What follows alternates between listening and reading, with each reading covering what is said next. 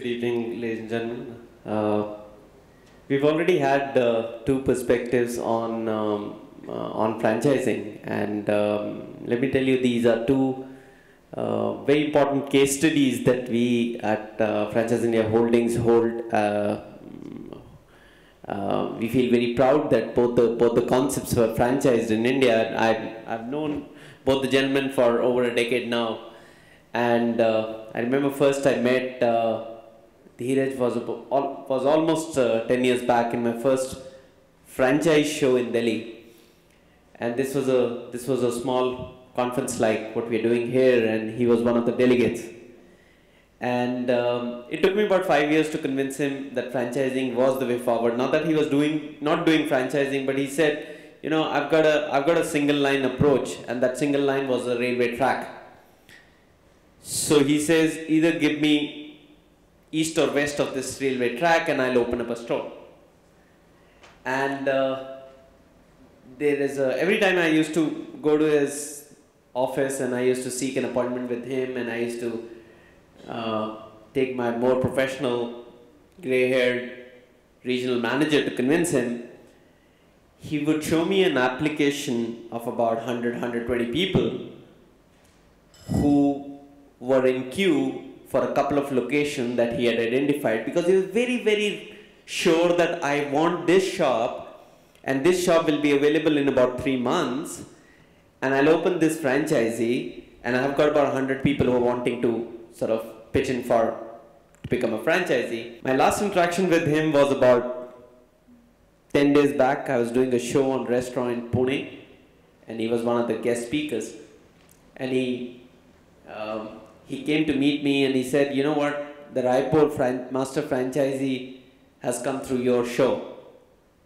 Okay, so I said, you know what, finally in 10 years, and that's what I'm gonna take this forum to sort of tell him, that 10 years later, only thing which we are both proud of is that franchising works, and it works beyond boundaries. I'm in business of events. I do about 90-95 shows, so most of the examples will be around events. So I had an interaction with ma'am on a show I was doing about 2 months back in Mumbai. It was a franchise show, and SBI was kind enough to sponsor a franchise show of ours. And to my understanding, it was I worked with SBI, and they would normally sponsor my SME initiative. So I said, it must be an SME show.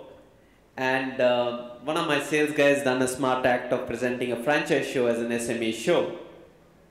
And the CGM of SME of SBI was coming for the show. I was very nervous. I said, you know, let me be very sure that he's not coming here for franchising.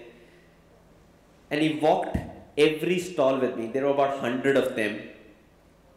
He had a AGM to address, and he said that no, I'm okay to delay it because every stall is a potential business for me.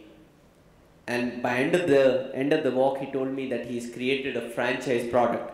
We are really honored that ma'am has taken time out, and she's come here to sort of promote franchising as a concept, and what SBI really is doing. It's not that they are my sponsors, but there's any banker in this country would say, if there is a bank for an SME, it has to be SBI.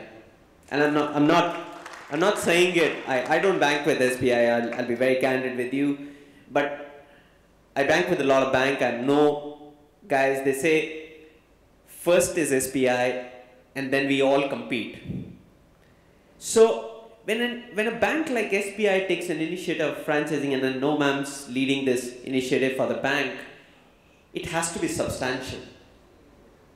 So the commitment that CGM and ma'am showed towards each of my participating companies in the Mumbai show and now here shows the kind of commitment a bank of a stature like SBI takes to sort of create an industry. Most of the numbers that their video speaks about are mind-boggling, and I'm very, very confident that if a bank like them takes an initiative to help micro SME startups connect with, and Charo Saab and Dheeraj would agree with me, and about 7,000 franchises that we service would agree, it'll make the world very easy for me to build another million entrepreneurs who would have the dream to start a business, but probably would be restricted by resources and finance, and thank you for that. Lastly, I would talk about Charo Saab. Charo Saab and us have also been working pretty much for the 8 years that we've been connected. One of my colleagues was under a tremendous stress of target. And we were a small company those days. So I told her that, you better get me a advertisement, otherwise this month I'm not going to let you survive in the company. So this was about 8 years back. We don't do that with our employees anymore, but it was a survival for me as well. And she said that, if you can accompany us to Chandni Chowk, where we have a shop, probably we would have a customer. And you have to see that shop to sort of believe that any business in this country can be franchised, but we were very nervous that whether this business can be franchised. And we opened a store, if I'm not wrong, it was one of the first stores which opened in Chandigarh as well, Panchkula. I come from Panchkula. So she said, this guy had come to take a franchise of Color Plus, I think. It's a large 3,000 square feet with an investment of about 1 crore in a place which does not have a single store. Now I had two problems. I had a franchisor who said that you need to establish franchising. I operate like this and I cannot change because the way they operate is very unique.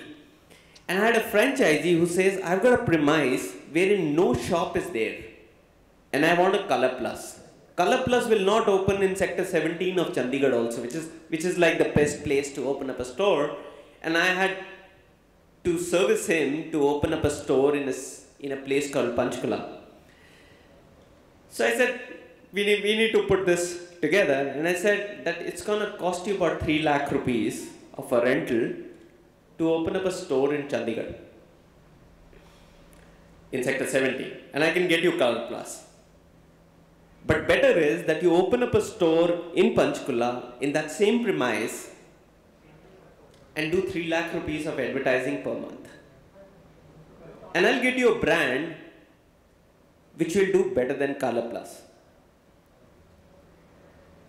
And without exaggeration, if any one of you wants to know the case study of that street, there is no brand in the country which doesn't operate on that street today. So Charo 555 as a store not only changed and made a great business for that trader gentleman, it also changed the landscape of that particular market, and it became the second market, and it is the second market after sector 17 of Chandigarh for branded apparel. And you have to believe this, that at times brands, I normally say this, branding doesn't make franchisees survive. It's franchisees which makes great brands.